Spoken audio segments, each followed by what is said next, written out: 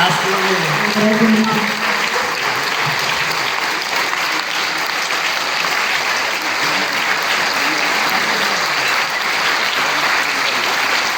Много ви благодаря.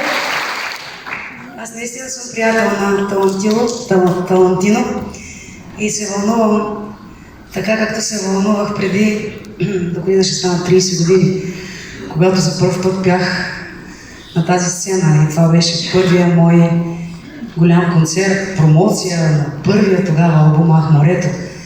И бях толкова оплашена, защото си казах, то пък кой ще дойде за мен. Обаче залата беше пълна и до ден днешен тя е най-голямата зала на света за мен. Макар да съм обиколила много зали. Продължавам да ви питам. Честит рожден ден на Талантино.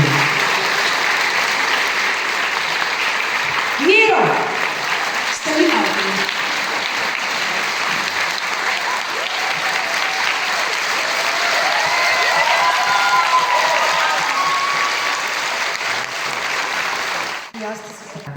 А сега, за какво съм дошла аз да попея?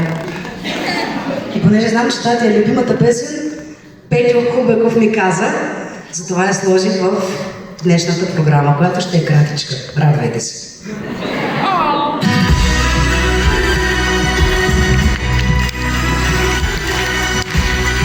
Моят Тино Данаилов, моят режисьор, е тук, най-високият човек в залата.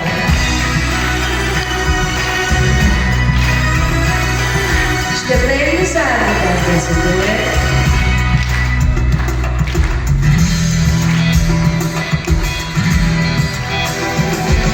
Аз вървя по перона, като петно сираче, си свиркам безгрижно, душата ми плаче.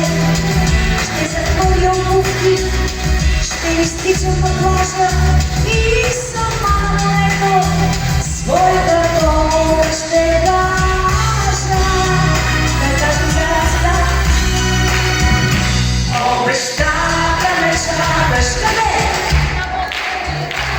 Там, където морето гореше го повтаря. Обеща ми луната на трекаро тамо. Обещания ще ти, обещания само.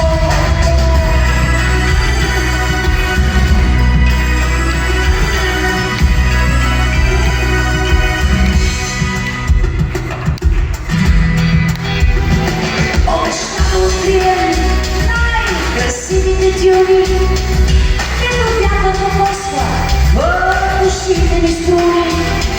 Ще захвърля обувки, ще изтичам на плажа